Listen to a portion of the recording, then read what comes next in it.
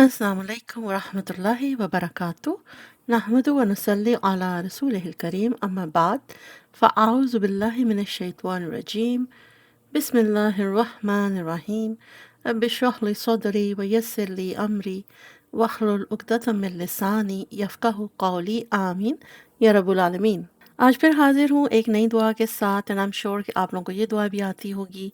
जैसे बहुत सारी मैंने पहले शेयर की हैं वो आपको आती थी, लेकिन हमने बस थोड़ा सा डिटेल में उनको समझा है ताकि हमें मालूम हो कि किस ओकेजन पे हमने कौन सी दुआ मांगनी है। तो अल्हम्दुलिल्लाह आज 21 रोज़े पूरे हो गए आप लोगों के, और हमारे 22 पूरे हो गए, और उम्मीद है कि अल्लाह सुब्हानहू ताला हमारी सारी इबादत को कबूल फरमाएगा, आमीन।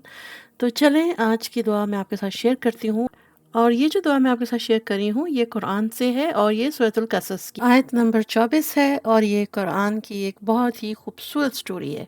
तो चलें हमेशा की तरह पहले दुआ पढ़ लेते हैं और फिर मैं आपको थोड़ा सा इसका बैकग्राउंड बताती हूँ, और वो है रब्बी इन्नी लिमा अंज़लता इलैया मिन खैरिन फ़क़ीर। और इसका तर्जुमा है कि ए परवरदिगार, तू जो कुछ भलाई मेरी तरफ उतारे मैं उसका मोहताज हूँ। और जैसा कि आप लोगों ने पढ़ा भी होगा, नोटिस भी किया होगा कि हज़रत मूसा अलैहिस्सलाम का कुरान में बहुत ज़्यादा ज़िक्र आया है। जिनको नहीं मालूम उनको मैं ये बता दूं कि मूसा अलैहिस्सलाम वाहिद नबी हैं कि उनकी जो लाइफ स्टोरी है from the time he was a baby से लेके उनकी एडल्टहुड तक, और इसके साथ साथ जो भी चैलेंजेस उन्होंने लाइफ में फेस किए वो भी कुरान में मेंशन्ड है। और मुझे यकीन है कि आप सबको मूसा अलैहिस्सलाम की वालदा की कहानी जो है वो मालूम होगी। अगर नहीं तो याद करें कि पीछे मैंने आपको एक दुआ कराई थी जिसमें मैंने तवक्कल की बात की थी कि तवक्कल ऐसा हो जैसे कि मूसा अलैहिस्सलाम की मदर का, उनके दिल में ये बात आई, जैसे उनको ये बात रिवील की गई कि उनका जो बच्चा है जो कि बेबी मूसा अलैहिस्सलाम थे उनको रिवर में डालना है। जब वो बेहद परेशान थी कि मूसा अलैहिस्सलाम को कत्ल कर दिया जाएगा, लेकिन देखें सुभान अल्लाह, मूसा अलैहिस्सलाम कहाँ पहुँचे? फ़िरऔन के महल में, उसी शख्स के महल में जो चाहता था कि उनका कत्ल कर दिया जाए एज अ बेबी। और फिर देखें उसी महल में उनकी परवरिश हुई, वो जवान हुए और बिल्कुल किसी शहजादे की तरह उनको लुक आफ्टर किया गया। और देखें बचपन से, जैसे हम कहते हैं ना कि कोई इंसान है जब वो पैदा होता है उसकी फितरत होती है, तो हज़रत मूसा अलैहिस्सलाम का क्या था कि इनके अंदर ना बचपन से कंपैशन, रहम ये बहुत ज़्यादा था। लेकिन उसके साथ एक और चीज़ थी कि अगर वो देखते थे ना कोई चीज़ गलत हो रही है तो उनको वो गुस्सा आ जाता था। वो कहते थे इसको सही करो। वो किसी तरह की ना नाइंसाफ़ी बर्दाश्त नहीं कर सकते थे।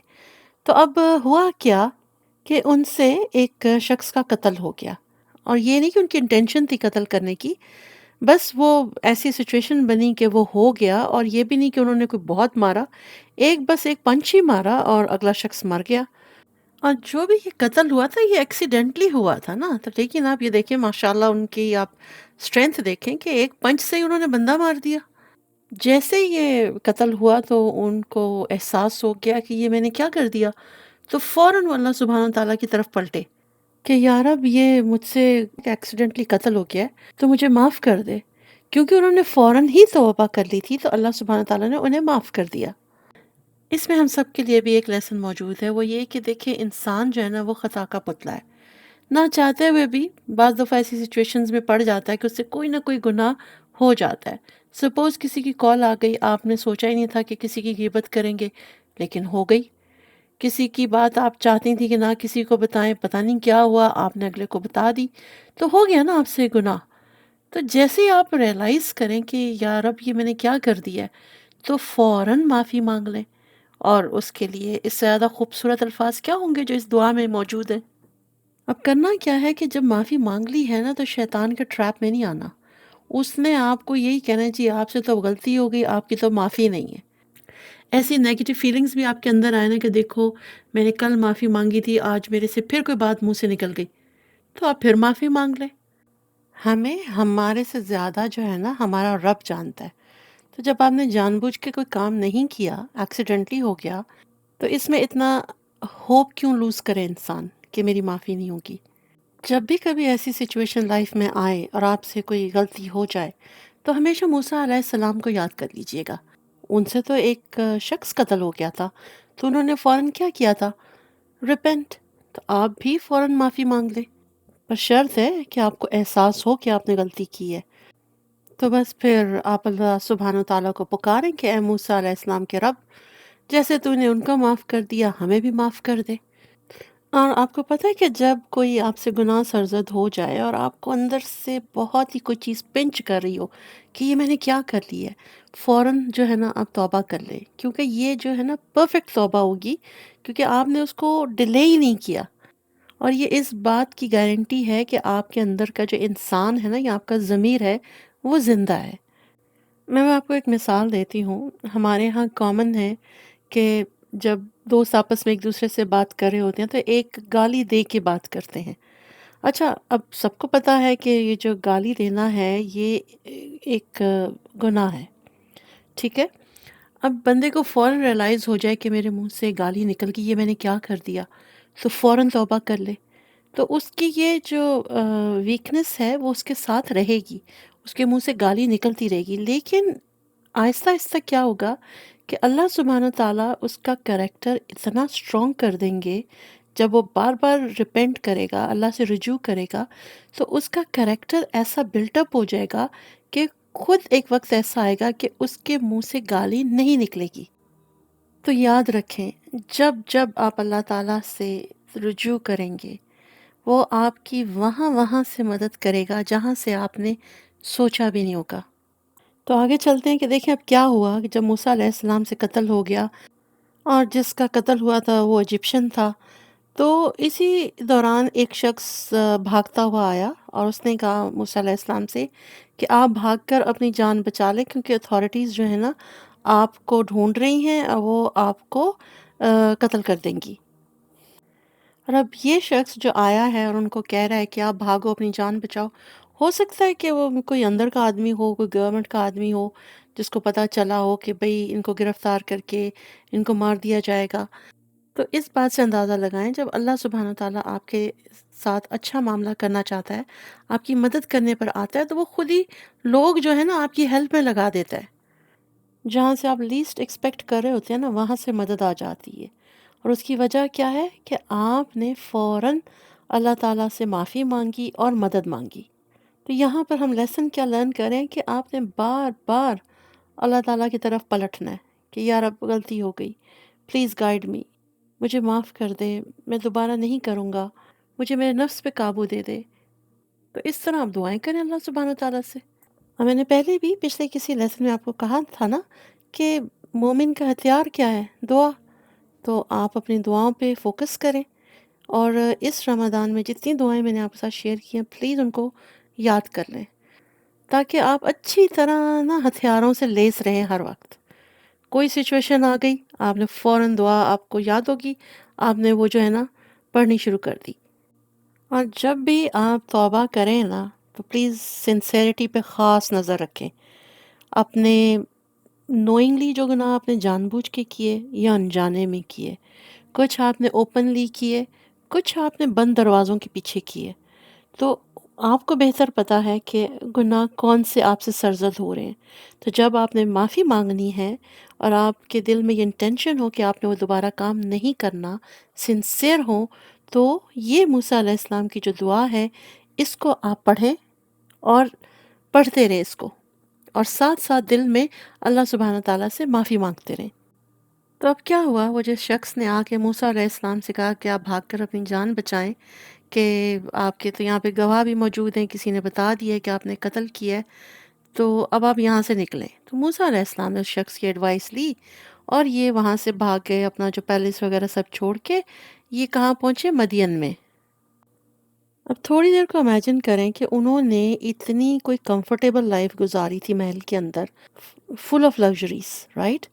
اب وہ کہاں سے گزر رہے ہیں؟ ایک ڈیزرٹ کے بیچ میں سے گزر رہے ہیں، کھانے کو کچھ نہیں ہے، پیاس لگ رہی ہے، سر پہ سورج ہے، تو ان کے دل پر کیا گزر رہی ہوگی اس وقت؟ تو بہرحال یہ ایک جگہ پر پہنچے اور وہاں پر انہوں نے دیکھا یہ کچھ چروائے تھے اپنے بال مویشی کے ساتھ، اور وہیں پر دو انہوں نے لڑکیاں دیکھیں کہ وہ بھی اپنے جانوروں کو لک آفٹر کر رہی تھیں، لیکن جب پانی کی باری آتی تھی تو وہ ویٹ کرتی تھیں کہ پہلے جو مرد ہیں وہ پانی اپنے جانوروں کو پلا دیں یا وہاں سے پانی اپنے لیے لے لیں، تو وہ ویٹ کرتی تھیں، اور وہ یہ کام اس لیے کر رہی تھیں کہ شاید ان کے فائنینشیل حالات ایسے نہیں تھے کہ وہ کوئی اجرت پر کوئی چرواہا اپنے جانوروں کے لیے رکھ سکتی، تو وہ دونوں بہنیں یہ کام خود کر رہی تھیں، اور ان کے والد جو تھے وہ کافی بوڑھے تھے۔ تو جب موسیٰ علیہ السلام نے یہ سب دیکھا تو انہوں نے نا سوچا کہ میں ان کی ہیلپ کر دوں، انہوں نے والنٹیئر کیا، ان ریٹرن کچھ نہیں وہ چاہتے تھے، تو بہرحال انہوں نے سوچا کہ میں ان لڑکیوں کی مدد کر دیتا ہوں۔ تو اس سے آپ اندازہ کریں کہ جو مسلمان ہوتا ہے نا وہ ہمیشہ جنرس ہوتا ہے، وہ جیلس نہیں ہوتا، ٹھیک ہے؟ تو ان کی اندر جنروسٹی تھی، تو یہ ان لڑکیوں کی مدد کرنے کے لیے تیار ہو گئے تھے۔ اس سے آپ ان کی پرسنالٹی کا اندازہ لگائیں کہ وہ اتنا بڑا ڈیزرٹ جو ہے وہ عبور کر کے آئے ہیں، ٹھیک ہے؟ کھانے کے پاس ان کے پاس کچھ نہیں ہے، پتہ نہیں پاؤں میں جوتے بھی تھے، کچھ بھی نہیں تھا، پھر بھی ان کی آپ جنروسٹی دیکھیں کہ اپنی فکر چھوڑ کے وہ ان لڑکیوں کی ہیلپ کرنے کو تیار ہو گئے، ان اے وے کہ یہ وہ صدقہ ہی کر رہے تھے نا کہ کسی کی ہیلپ کرنا، اور وہ صدقہ کر بھی کیا رہے ہیں اپنے آپ کا، ان کے پاس تو کچھ تھا ہی نہیں نا دینے کو، وہ تو اپنی سروسز آفر کر رہے ہیں صدقے میں۔ تو اس سے ایک اور چیز ہم یہ سیکھتے ہیں کہ بعض دفعہ ہم لوگ یہی سمجھتے ہیں کہ اگر ہم نے کوئی پیسے کا صدقہ دے دیا تو وہی صدقہ ہے، ایسا نہیں ہے۔ اگر آپ نے کسی کی مدد کی، کسی کو رستہ بتا دیا، کسی کو گائیڈ کر دیا، کسی کے پاس کسی چیز کا علم نہیں ہے، آپ نے وہ دے دیا، تو یہ سب صدقات میں آتا ہے۔ تو پھر موسیٰ علیہ السلام نے کیا کیا کہ ان لڑکیوں سے وہ جانور لے کے وہ ان کو چرانے لے گئے۔ جب جانوروں کا پیٹ وغیرہ بھر گیا تو وہ ان کو واپس لے آئے اور ان لڑکیوں کے حوالے کر دیا، اور کوئی ان کی آپس میں بات چیت نہیں ہوئی، ٹھیک ہے؟ پھر انہوں نے کیا کیا کہ ایک درخت کے نیچے، اس کی چھاؤں کے نیچے بیٹھے، اور یہ خوبصورت دعا جو میں نے آج آپ کے ساتھ شیئر کی ہے، یہ انہوں نے وہاں پر بیٹھ کر اللہ سبحانہ تعالیٰ سے کی تھی۔ آپ ایک لمحے کو ان کی سچویشن کے بارے میں تو سوچیں نا، کھانا نہیں ہے، پانی نہیں ہے، کوئی پیسہ نہیں ہے، کوئی گھر نہیں ہے، ان کی کیا سچویشن تھی اس وقت؟ اور امیجن کریں کہ ایسے حالات میں اگر میں یا آپ ہوں اور ہم دیکھیں کسی کو ہماری مدد کی ضرورت ہے، تو ہم تو بیٹھ کے سوچ رہے ہوں گے بھائی ہم کیا کسی کا کریں، ہمارے تو اپنے ہی مسائل ختم نہیں ہوتے۔ اور بعض دفعہ تو ہم بادر ہی نہیں کرتے کہ لک اراؤنڈ کریں کہ ہو سکتا ہے کسی کو ہماری ضرورت ہو۔ تو امیجن یہاں پر موسیٰ علیہ السلام ہیں، اور وہ اتنا سفر کر کر آئے ہیں، جو بھی ان کے حالات ہیں اس پر بھی وہ ان کی مدد کرنے کو تیار ہو گئے ہیں۔ اب آپ کو سمجھ آئی کہ موسیٰ علیہ السلام کو اتنا اللہ سبحانہ تعالیٰ نے قرآن میں کیوں مینشن کیا ہے؟ Because of his very very strong character. اور اس دعا میں جو انہوں نے مانگی تو وہ کیا کہہ رہے ہیں، کیا ورڈ یوز کیا؟ فقیر۔ تو فقیر کا اپوزٹ کیا ہے؟ غنی۔ اور یہ جو ہے صفت، یہ جو نام ہے، یہ بھی اللہ سبحانہ تعالیٰ کا ہے۔ آپ نے سنا اور پڑھا ہوگا نا، الغنی۔ تو اب یہ بات سمجھ میں آئی کہ اللہ تو الغنی ہے، تو بیسیکلی ہمیں اللہ کی ضرورت ہے ہر چیز کے لیے۔ ہمیں کبھی نہیں سوچنا چاہیے کہ جب ہم عبادات کر رہے ہیں، صدقات دے رہے ہیں، یا کوئی بھی ایسے کام کر رہے ہیں دین کی راہ میں، اللہ کو ان کی ضرورت ہے۔ اللہ کو ضرورت نہیں ہے، ہمیں ضرورت ہے اپنے سروائیول کے لیے، اس دنیا میں بھی اور آخرت میں بھی۔ ہم اگر اللہ سبحانہ تعالیٰ کی عبادت نہیں کریں گے تو اللہ کو کوئی فرق پڑے گا؟ بالکل نہیں۔ اللہ کی تو ان گنت کریشنز ہیں جو عبادت کرتی جا رہی ہیں اللہ کی، تو ہماری ایک عبادت ہم کہیں کہ ہم نہیں کریں، اللہ کو ضرورت ہے، تو اللہ کو تو کوئی فرق نہیں پڑتا۔ اور اس دعا میں حضرت موسیٰ علیہ السلام نے ہمیں ایک اور چیز یہ بھی سکھا رہے ہیں، وہ کیا ہے؟ عاجزی۔ کیا ورڈ یوز ہوا ہے؟ فقیر۔ تو اللہ تعالیٰ ہی الغنی ہے، اور فقیر تو ضرورت مند ہوتا ہے نا، وہ تو ہر وقت کسی نہ کسی چیز کی خواہش کر رہا ہوتا ہے، اس کی ضرورت ہوتی ہے اور وہ مانگ رہا ہوتا ہے۔ تو اللہ الغنی ہے اور ہم سب جو ہیں فقیر ہیں۔ تو ایک ایڈوائس ہے، جب بھی کسی کے کام آئیں تو ریٹرن میں نا اس کا اجر ان سے مت مانگیں، کیونکہ اس کا جو ریٹرن ہے وہ صرف اللہ سبحانہ تعالیٰ دے گا، اور اللہ تو ہے ہی جنرس، تو وہ پھر بے تحاشا دیتا ہے۔ اور اسی وجہ سے اللہ سبحانہ تعالیٰ نے موسیٰ علیہ السلام کو بہت نوازا تھا۔ تو یہ جو کہانیاں ہیں، یہ جو قرآن میں ہیں، یہ جو قصے ہیں، یہ صرف اس وقت کے لوگوں کے لیے نہیں ہے، یا صرف ان نبی کے لیے نہیں ہے، یہ ہمارے لیے بھی ہے، کہ ہم نے ان سے کیا سیکھنا ہے، ہمارے لیے کیا لیسنز ہیں۔ تو یہاں پہ جنروسٹی کی بات ہو رہی ہے کہ جب بھی آپ کسی کے ساتھ بھلا کریں تو اس کا اجر صرف اللہ سبحانہ تعالیٰ آپ کو دے گا۔ اور یہی موسیٰ علیہ السلام کے ساتھ ہوا۔ وہ تو درخت کے نیچے بیٹھ کے دعا مانگ رہے تھے نا، اپنے فقیر ہونے کا مینشن کر رہے تھے، وہ ایک بہت زیادہ نیڈی تھے اس وقت۔ تو اللہ تعالیٰ نے دعا قبول فرمائی۔ تھوڑی دیر بعد وہ ایک لڑکی آئی، اس نے ان کو کہا کہ آپ کو والد صاحب بلا رہے ہیں۔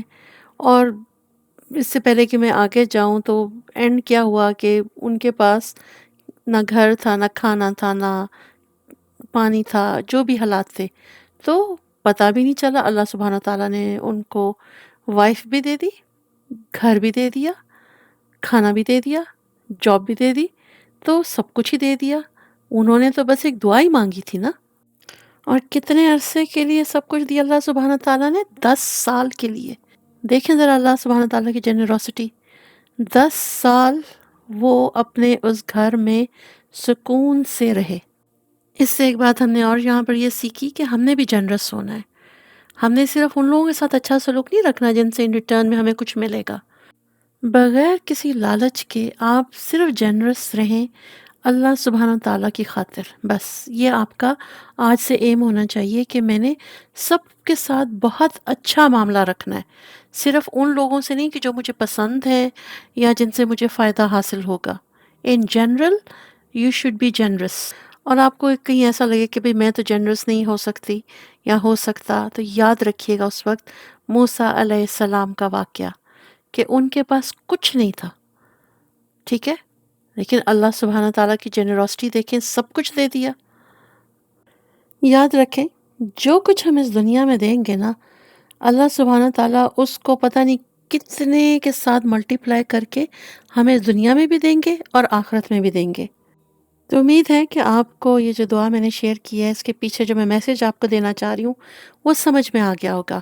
2 چیزیں ہیں، ایک، جب بھی آپ ان نیڈ ہے، ضرورت ہے، کچھ غلطی ہو گئی ہے، تو آپ نے اللہ سبحانہ تعالیٰ کی طرف پلٹنا ہے، اور دوسرا، آپ نے جنرس رہنا ہے۔ آپ کو لائف میں کوئی بھی ایشو ہے، جاب ریلیٹڈ ہو گیا، شادی کا ہو گیا، کوئی ایجوکیشن کا ہو گیا، فائنینشیل ہے، ایموشنل ہے، کچھ بھی ہے، آپ نے لوگوں کی طرف نہیں پلٹنا، آپ نے صرف اللہ تعالیٰ سے کنیکٹ کرنا ہے۔ اور ایک بات اور سیکھی کہ آپ اللہ سبحانہ تعالیٰ سے نا بات چیت کر سکتے ہیں، آپ اپنے ایموشنز شیئر کر سکتے ہیں، اپنے فیئرز، اپنی انزائٹیز، ہر چیز آپ اللہ سبحانہ تعالیٰ کے ساتھ شیئر کر سکتے ہیں، جو شاید آپ پریکٹیکلی ایون اپنے بہن بھائیوں سے بھی شیئر کرنا پسند نہ کریں کہ پلٹ کے کبھی آپ کا مذاق ہی نہ اڑانا شروع کر دیں۔ تو جو بھی آپ کے ایشوز ہیں، صرف اللہ سبحانہ تعالیٰ سے بات کریں۔ اور پتہ اس سے ہوگا کیا کہ جب بھی آپ اس طرح اللہ تعالیٰ سے باتیں کریں گے، اپنی کمزوریاں بتائیں گے اور گڑ گڑائیں گے اور روئیں گے، تو یہ کیا چیز کنفرم کرے گی؟ آپ کا اللہ سبحانہ و تعالیٰ پر توکل۔ تو بیسیکلی آپ دیکھیں یہ جو ورڈ توکل ہے نا، یہ کہیں سے نا گھوم پھر کے واپس ہماری زندگی میں آ جاتا ہے۔ اسی لیے ہر لیسن میں آپ کو بس ایک ہی بات سمجھانا چاہتی ہوں کہ آپ نے صبر سے کام لینا ہے اور توکل۔ یہ 2 چیزیں ہیں، ان کو اگر آپ اپنی زندگی میں شامل کر لینا تو جنت گارنٹیڈ ہے۔ تو چلیں آج کا لیسن یہیں پر اینڈ کرتے ہیں۔ دعا میں نے آپ کو دے دی ہے اور یہ قرآن سے ہے، بہت خوبصورت الفاظ میں اللہ سبحانہ تعالیٰ کے سامنے اپنی پریشانی بیان کی ہے، کیونکہ ہمیں معلوم ہے کہ اللہ سبحانہ تعالیٰ ہی الغنی ہے۔ تو اس سے آپ نے جو بھی سیکھا اس کو آپ پریکٹیکل لائف میں لے کر آئیں۔ یاد رکھیے گا، بی جنرس، اینڈ دوسری چیز کہ ہر حالت میں اللہ تعالیٰ سے آپ نے کنیکٹڈ رہنا ہے۔ تو انشاءاللہ کل ملتی ہوں میں آپ کو ایک اور دعا کے ساتھ، اجازت چاہوں گی۔ وآخر دعوانا ان الحمد للہ رب العالمین۔ السلام علیکم ورحمۃ اللہ وبرکاتہ۔